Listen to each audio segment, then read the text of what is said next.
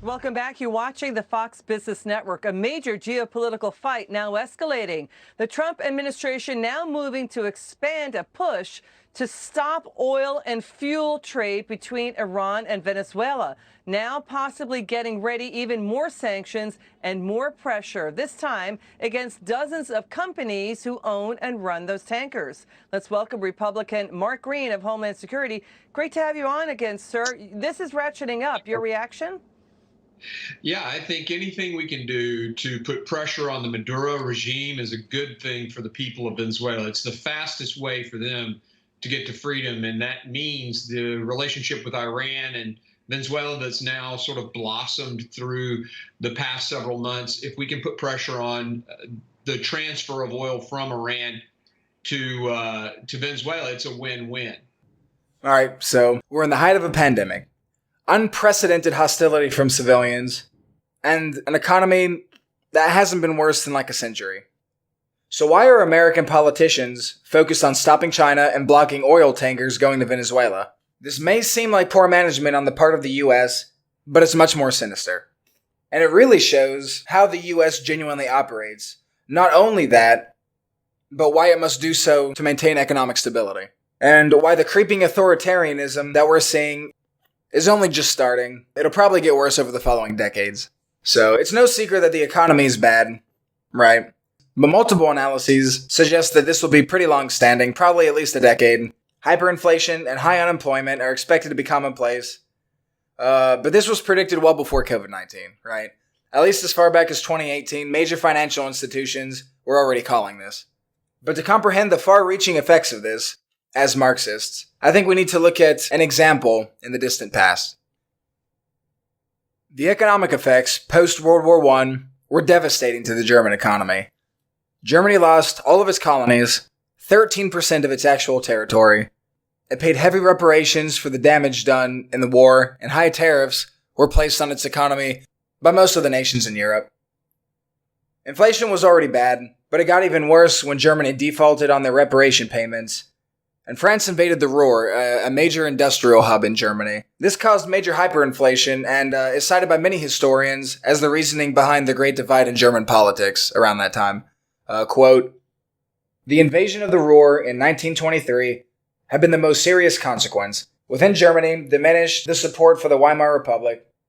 Extremist parties on the left and right were given a boost because of the alarm at the prospect of complete economic collapse and social disorder.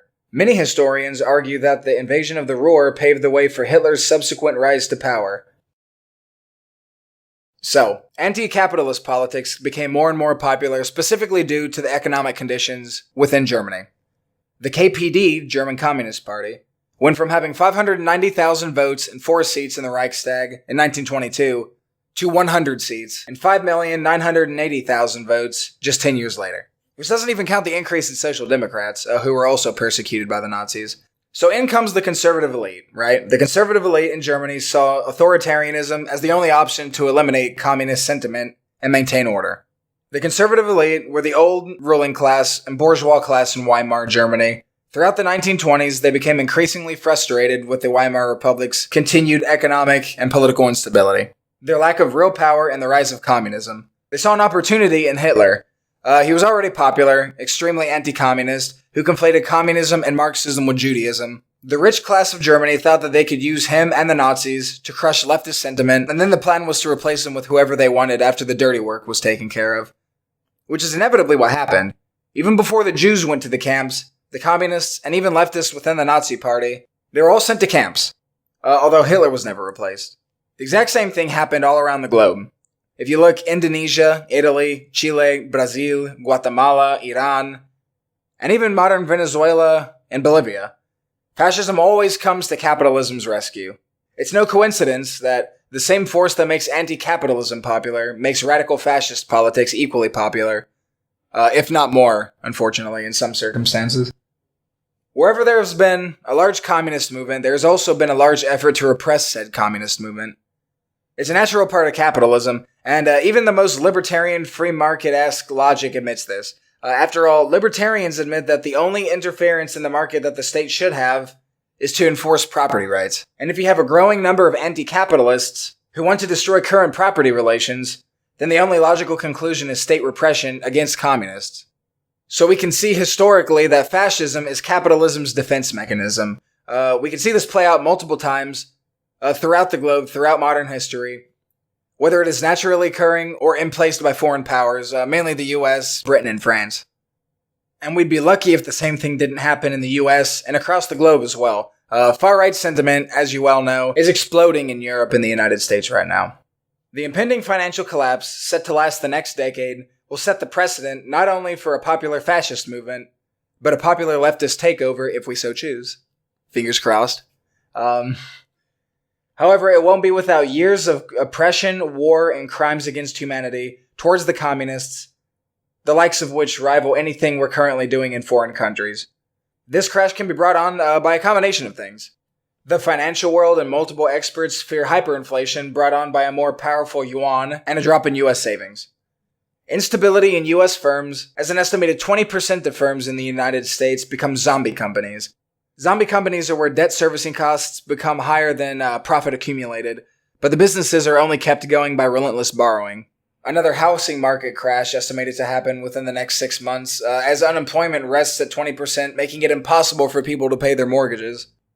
A drop of rate of return on stock investment from an average of 10% in a decade to 4% for the next decade. A global oil market bought and sold increasingly less in dollars, BRICS countries trading between themselves and their own currencies. The world may be dropping the dollar in the long term as the global reserve currency, although this probably won't happen for another decade. Probably the biggest hit will come from the US's future inability to maintain hegemonic status as the world's leading economic power, or militaristic power, really, and as a result, their ability to maintain imperialism. And we can already see this playing out as the US has had failure after failure during the Trump presidency. Juan Guaido and the failed coup attempt in Venezuela.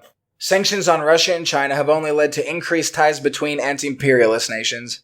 Most of Europe is usually even against these measures. The UK and France are very against renewed sanctions against Iran. Hell, they're actually helping Iran beat sanctions. And the US attempt to strong-arm Europe into going against Russia and China, like the Nord Stream pipeline and Huawei infrastructure development to 5G, has proven to do nothing but strain their relationships. The US's trade war has not only set back ties with European nations, but the amount of damage done to China's economy is minimal. The yuan has actually grown in value since the trade war started, and billions of dollars and possibly irreparable damage have been done to the US economy as a result. Bailing on Iraq. The Iraqi parliament has set forth measures which will push all foreign military personnel out of the country. The US is already transferring 2 bases to Iraqi security forces. North Korean delegation has gone nowhere because the US still maintains economic sanctions against them. And failed objectives in the Middle East despite signing billion-dollar weapons deals with Saudi Arabia and ramping up drone bombings 400%. These have all done nothing. And this is just the beginning. The US imperialist agenda is going to fail miserably in further decades. It'll never be as strong as it was post-World War II. And this is mainly chalked up to the fact that the US isn't 40% of the global GDP, right? Like it was in 1960. Pre-COVID GDP calculation has the US at 15% of the global GDP. This simply isn't the 50s, where an embargo from the US was a death sentence to your economy. It'll still hurt, but now alternatives are making it increasingly more difficult to shut out opposition. Russia, Iran, Turkey, even the EU in rare instances when they break with US hegemony. What was a united front against the global south for decades has now been reduced to bickering and infighting. Sure, infighting that usually results in whatever the US wants in the end, yeah, but if this keeps up for another decade, this could lead to a similar situation as World War I, where various sides fight for power. But the main fight against capitalism will come from none other than China. Now, as you know, the biggest problem that socialist countries had in the 20th century was the inability to trade with the West. Even the former Soviets, who agree that socialism was better than capitalism, complain about the lack of consumerism and lack of goods from the West. They were entirely locked out of the global economy. Whether you like it or not, China has an indiscriminate trade policy. They'll typically trade with anyone, even those blackballed on the global stage like Iran, Venezuela, and especially North Korea. Anti-imperialist voices in the future can count on China, and to a lesser extent Russia, as increasingly reliant trade partners. When Trump sanctioned Russia, China stepped in to buy more oil and cover the drop in demand. The US slammed Huawei. Russia invested in 5G infrastructure to cover them. When the US sanctioned Iran to prevent them from buying iPhones, China steps in with Huawei. China is so incredibly entrenched in every aspect of the global economy, like no other anti-capitalist country has in history. The any and all decisions that the US makes, not only with China, but with any country in general, needs to be incredibly thought out or ends up completely self-defeating regardless. Anytime the US prevents a country from buying or selling anything at all, it could simply be flipped by China into a business deal that's simply going to strengthen the Chinese economy and therefore the anti-imperialist agenda. Second, the BRI. China bankrolling infrastructure projects throughout the globe, what was unironically been called neocolonialism by the Western press and Maoists and left comms, will be nothing less than the thing that speeds up capitalism's impending collapse. Countries who have suffered from lack of infrastructure for centuries are now getting the opportunity to make mutually beneficial deals that spur local investment, job growth, and all around good for the economy. China's developing these countries, usually for significantly reduced prices or even for free, to encourage trade between developing nations, as well as China, to kick dependence on the EU and US. Not only between China and the Third World, interdependence between poorer countries as well. A highway connecting the port in Montenegro to Serbia, rail lines between African countries, the complete and total revamping of Pakistan's infrastructure and energy and roads. All of these serve to kick dependencies on the West for help. When the third wave of revolutions begins, the infrastructure will already be in place to help beat the US embargo. Third, top-notch technological development and economic arrangements that force US allies to begrudgingly force neutrality. Now, they could afford to block out the USSR. The USSR was always behind the West playing catch-up. They were pretty backwards technologically throughout its entire existence. This isn't the case with China. Now China is investing more so in technological development than any other country, and they currently write more scientific papers than any country on Earth. Even if someone wanted to stop China, doing so would mean sacrificing valuable technology that can improve their own economies. The United States couldn't reasonably stop all economic activity with China because doing so would mean sacrificing valuable technology. An embargo would backfire tremendously. Every single time that Pompeo has tried to turn NATO countries against China, he's been shut down. When imperialism fails to control the Third World, the US economy will go with it. With a damaged economy, the world will finally be capable of making their own economic decisions, not for the benefit of international conglomerates, but for one's own national economy.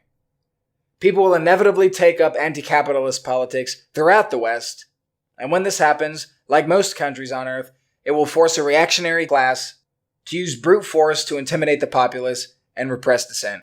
Fascism will effectively become mainstream and pushed by the American ruling class. But the neo-Nazis in the US are jokes, you might say in rebuttal.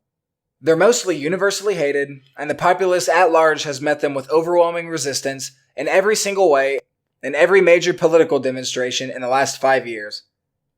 Would they really have a chance at taking power? To which I agree, but it's not them I'm worried about. In an earlier video, we looked at how modern conservatives fit very snugly into the definition of fascism, meeting 13 of the 14 characteristics. Although now I think it would be debatable that they meet the 14th characteristic now that they're talking about banning TikTok. But I didn't really feel comfortable calling them that quite yet.